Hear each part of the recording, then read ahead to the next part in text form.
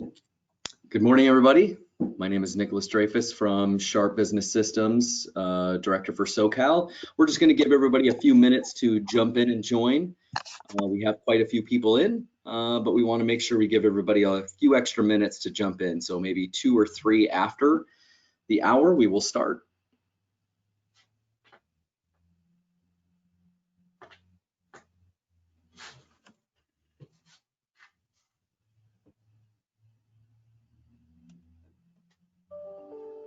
Again, we'll be going over how would you rank your company's current cybersecurity posture.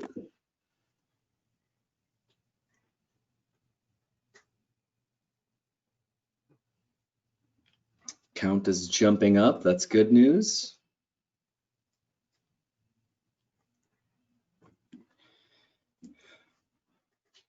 Got quite a few people out there. Very nice.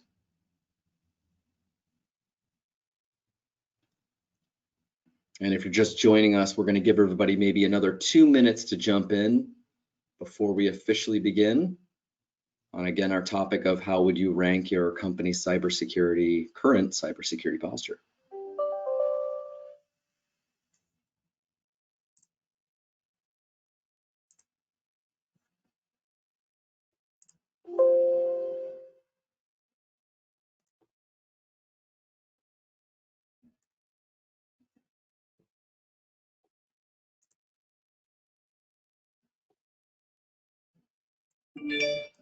All right.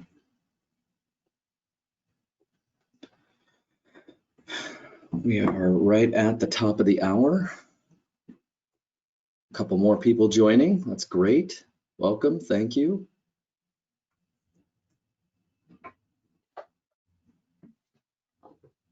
And again, we're just going to give it maybe another 60 seconds for anybody joining in. Again, my name is Nicholas Dreyfus from Sharp Business Systems, Southern California. Today's topic, we'll be going over how would you rank your company's current cybersecurity posture, presented by Mr. Mark Vedel, IT Services Architect. We'll get started in about, like I said, 60 seconds. We still have a few more people that are joining. I see a couple more jumping in right now. Very nice. We have a good group of people today. Thank you for joining.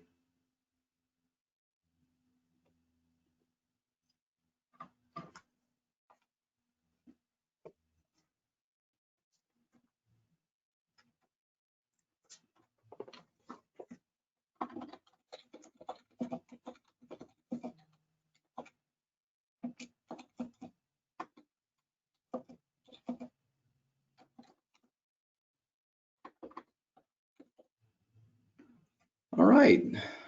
Hopefully we have everybody. Anybody joining in after is obviously acceptable. If anybody from the same company is trying to join in, no problem at all. But we're going to go ahead and get started. So thank you everyone for joining us. First and foremost, we here at Sharp hope everyone is staying healthy and safe during these trying times. We do truly appreciate you taking time out of your busy schedules to join us for a short discussion surrounding, again, the topic of how would you rank your company's current cybersecurity posture. Presenting today is Mark Vedel. He's one of our network infrastructure architects here in Southern California, does a great job. And without further ado, here's Mark. Thanks very much, Nick. Good morning, everyone, or good afternoon, depending on where you are. Thanks for taking time out of your day. I'll try to make it productive and engaging. Today, I wanted to take you through relatively quickly some of the questions we go over with our clients, our prospective clients, and people that we consult with. We work with a lot of both of nonprofit organizations, healthcare organizations, and otherwise who are now facing the remote workforce scenario with a lot of their employees. So if you manage employees, if you administrate infrastructure yourself, I think you'll find this helpful. The format that we're going to take is I'm going to go through a series of 10 questions, let you know why they are important, or at least why we consider they're important, and then give you some action items to consider or take back to your team or your management. So with that, let me get right into it. I will let you know that we will have a short question and answer session after the break. Feel free to put questions into the question box and we'll queue those up. My contact information is here. can reach out to me at any time, and we will be recording this and have it available for playback at your convenience or to share it going forward. So without further ado, let me get right into it. The first thing, question number one is, do you manage and monitor your computer infrastructure 24/7, 24 hours a day, 7 days a week, 365 days a year, to make sure that the critical settings, virus definitions, and security patches are up to date? This is particularly important because attacks can happen at any time of the day or night. The best scenario is to take immediate action when they do happen. So having 24/7 monitoring is a key success factor in that.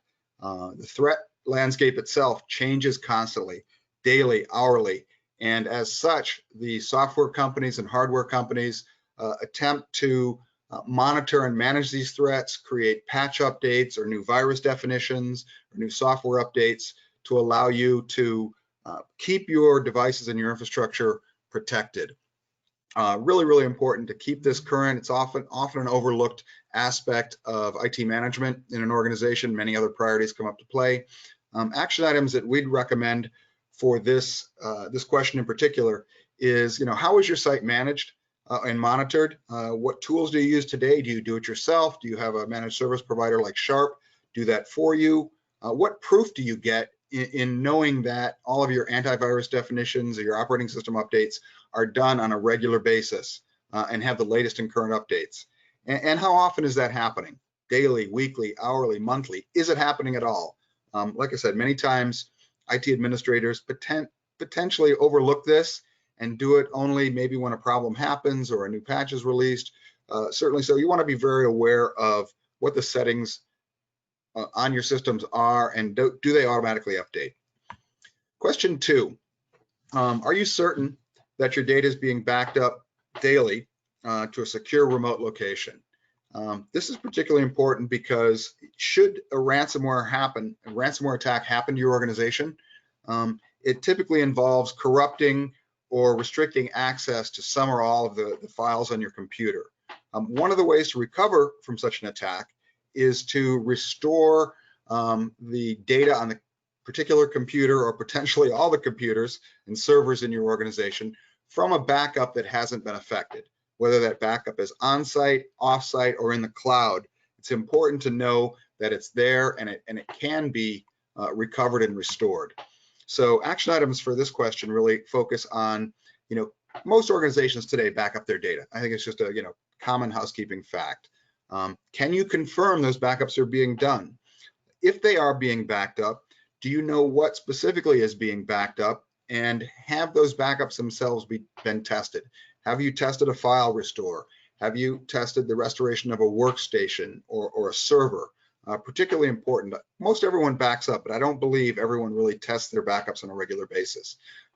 When you are doing backups, is that data encrypted, either in transit or at rest, wherever the offsite location is, or on-site for that matter? Is it going to the cloud? If it is going to the cloud, kind of the same questions apply here. And then do you get reports, regular reports when this happens? Really good way for management and IT administrators to stay updated is, when a restoration happens, get notified of that and ensure that everything is being backed up and the systems are operational. Question three, this may seem like a very self-evident task, but do you have written documentation detailing what needs to happen in the event of an outage? Do you read it? Do you know where it is? When was the last time you checked it? When was the last time it's been updated? When was the last time it was tested? These are all really important aspects of any written documentation. Most importantly, are you the only person that has access to, as we say, keys of the kingdom? Do you or anyone else know what happens if that person's not available? Who's next in line to respond? And what should they do? And in what order? Order of operations can be very important in the restoration of a system or of an entire infrastructure. Do they have necessary access to the critical systems? Do they have the passwords? Do they have the hardware information? Do they know what machine to access? Really key factor here. The action items are a real basic set of questions that we all need to know: that who, what, when, where, and how of any system restoration.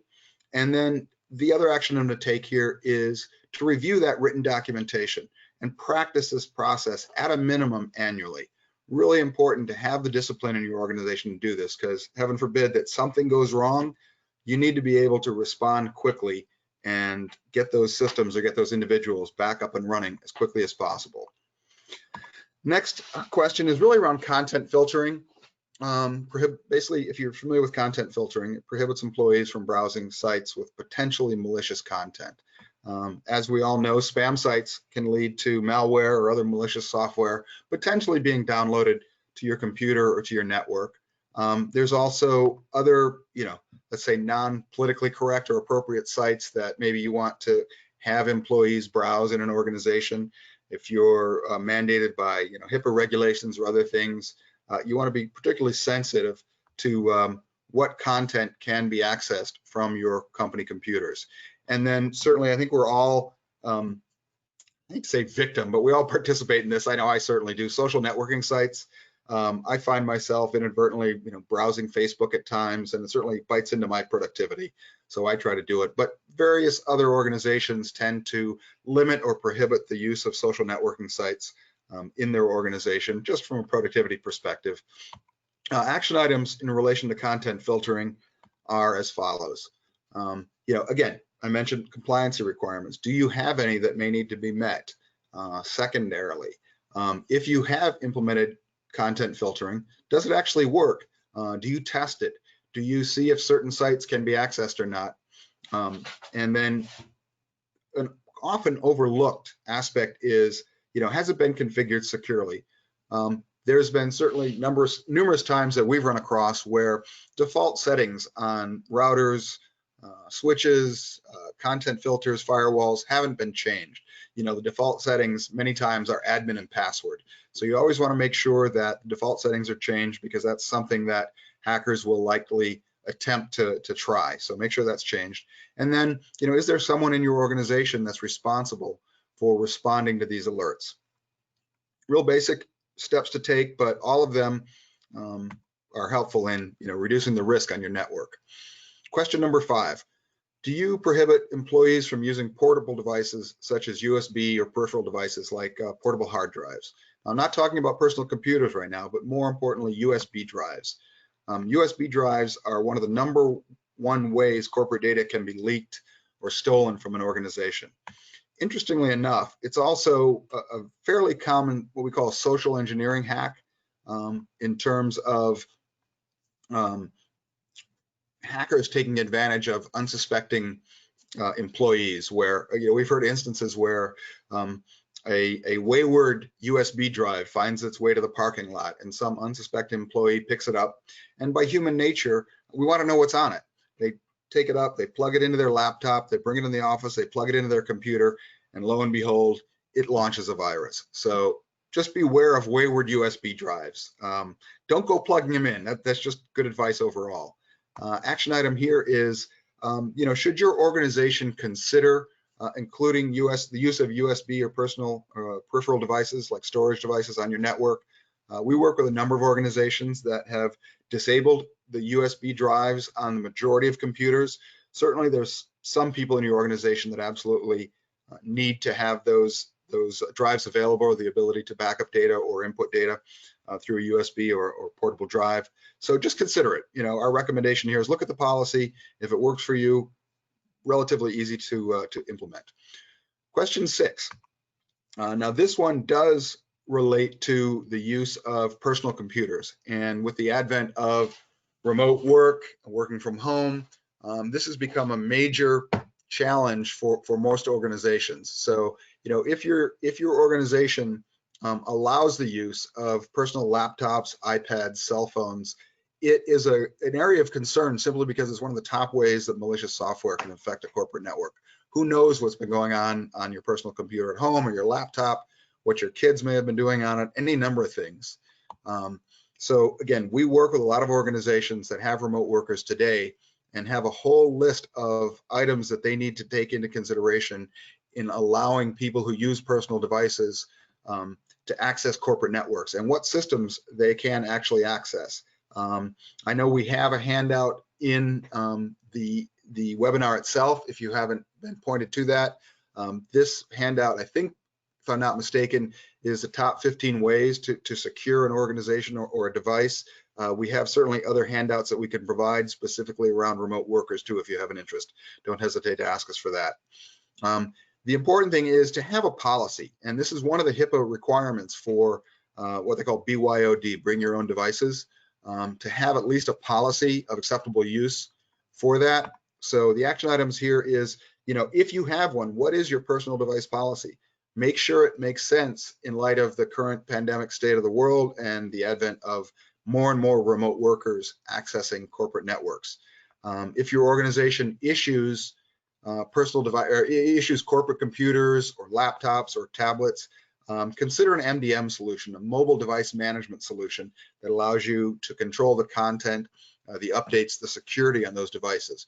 We have probably the majority of our clients who have some version of this or certainly policies around it. And then, consider all the ways that you could protect your corporate network for the use of personal devices. We certainly want to encourage efficiency and allowing people to do their jobs from wherever they're at, but there are some security considerations that are really important to take into consideration. One of the top considerations that we highly recommend and highly encourage is encryption.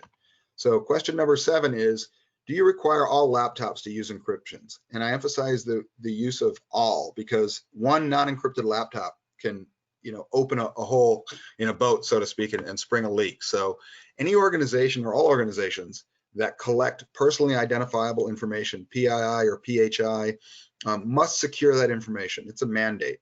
The impact of not doing that could be very costly. If a laptop is lost or stolen and the disk isn't encrypted, a thief can easily steal that information. They don't need to know the password.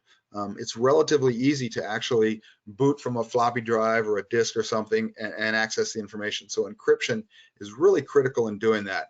And I go back to the word all, in that we've heard of a scenario where an IT administrator only encrypted the laptops he had in production and didn't encrypt the ones that were about to be deployed or were on the shelf not being used, and inadvertently deployed one of those laptops. And of course, the one that wasn't encrypted lost or stolen, and potentially a high security risk for your organization. So our recommendation is encrypt all laptops that you may have in use or not in use. Action items here to consider: know your company's policies on laptop encryption. Again, it's highly encouraged from our perspective. Ensure it's implemented on all laptops, even those that are not in production. And then make sure that both IT administration and your end users know what procedure to follow if a laptop is stolen or lost. Things like iPads and iPhones have a Find My iPhone, a Lock the iPhone or iPad or Mac Pro for that matter, and even erase the device. So those are great features, but without a MDM or mobile device management solution, most Windows machines don't have that feature, or it has to be enabled. And of course, there's lots of great products on the market for encryption. A very common one that we use and others use is BitLocker. If you have questions about this, certainly don't hesitate to reach out to us. We're more than happy to talk to you and help make recommendations and certainly implement any of these ideas. Question 8. This is a particularly important aspect of the overall approach for your organization because it has a water flow effect on so many other things that you need to do in the organization. So do you know how quickly your network infrastructure could be restored if a critical failure or disaster happens? In other words, how long can your business networks be down before it adversely impacts your business? Now, of course, this is different for every business.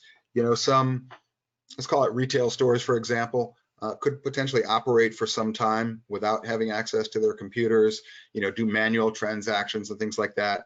But other organizations that are very data-centric or compute-centric, minutes could be critical to their operation. I mean, think of Amazon, think of any number of other online or e-commerce stores. Every minute that they're down could cost them, I don't even want to guess to how much it would cost them, but it's just something to consider. So the two factors that we look at in working with our customers are RTO and RPO. And if you've heard these terms before, They're in relation to two things: the recovery time objective and the recovery point objective. And to differentiate them, the recovery time objective is, what's the increment of time that you need to restore to? Is it 5 minutes ago, 5 hours ago, or 5 days ago? Or I'm sorry, that's the recovery point objective. Recovery time is how long it would take to restore. And the recovery point is 5 minutes, 5 hours, 5 days. So it depends on your organization. It also has, I said, a water flow or trickle down effect on how frequently you back up your data, what data gets backed up, how long it takes to restore, how fast that actually happens. So your network infrastructure, if you have more frequent backups, you need more storage space. So all those things can have a financial and economic impact on the decisions you make. And we really call these your business continuity metrics. It's important to know what they are. It's important to be able to meet your metrics. And here's the action items that we recommend. Do you have business continuity solutions in place? Do you back up your data? Do you restore your data? Those things themselves, given, with or without an RTO or RPO, are the key factors in business continuity. Do you understand what your metrics are and have they been tested? Can you meet the metrics that you've set? Do they make sense? Have you made enough of investment in the infrastructure to meet those metrics? Do you need to revise the metrics or revise your investments to meet those metrics? So important considerations, like I said, that have other impact on the rest of your organization. And then, as I've talked about before, what critical data or users need to be operational first, second, third. So we talked about order of operations in terms of restoring systems. This is also very, very important in your overall business continuity plan. For further discussions on this, don't hesitate to reach out and talk to us. Last is, well, not last, but second to last is employee terminations, as we like to call it, offboarding. It can be a very stressful situation for both employees and employers. So it's important to know what to do and who's involved in the process. So it's important that IT administration is in concert and aligned with your HR organization. And we highly recommend, if you don't have it already, to have a checklist for offboarding employees. And our recommendations around the checklist include these items. So, of course, timing and planning of the actual offboarding event itself. You want to make sure that your IT personnel are available and queued up to be able to take the appropriate actions. At the time of the exit interview, you want to make sure that their computer is turned off upon that. If they have phone forwarding, make sure their call forwarding is turned off. Email access, passwords changed. If they have network or cloud access to systems, that's removed or the passwords are changed. If they have any company property, again, could be a laptop, a phone, maybe they brought a monitor home or something. And of course, building access, whether it's a punch code or a card access, all of these items typically have IT as part of the overall team that needs to take action on this. So having a checklist, knowing what to do, and taking care of it in a timely manner also reduces the risk on your network and your organization.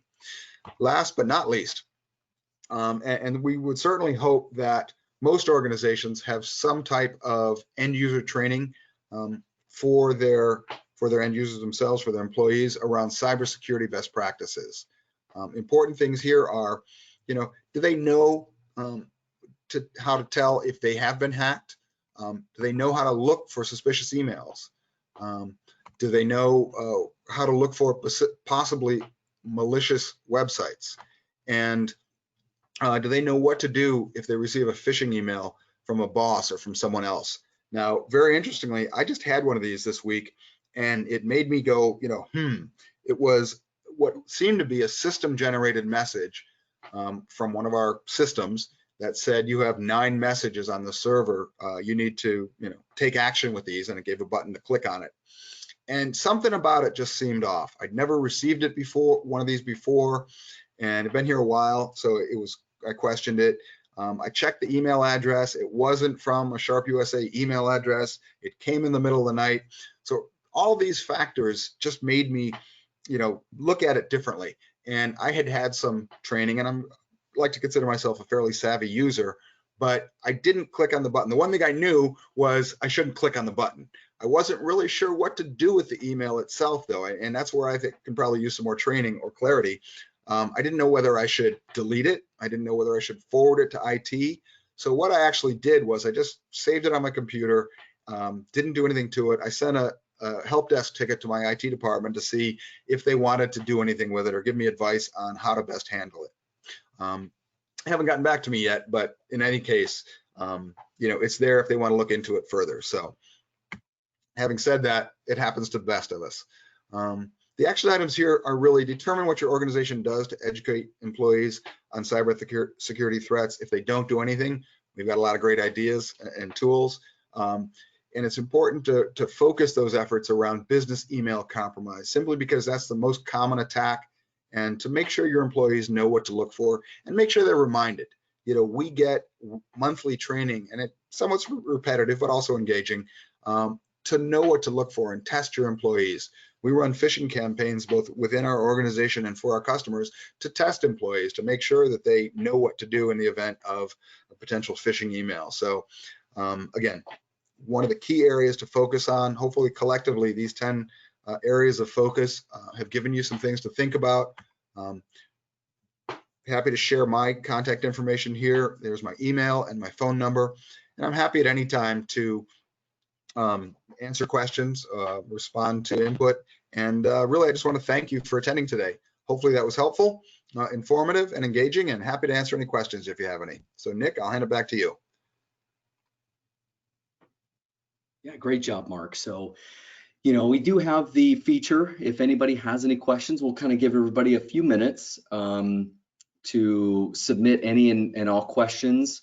As you can see in the handout section, there is that session 1 self-assessment, as Mark mentioned earlier.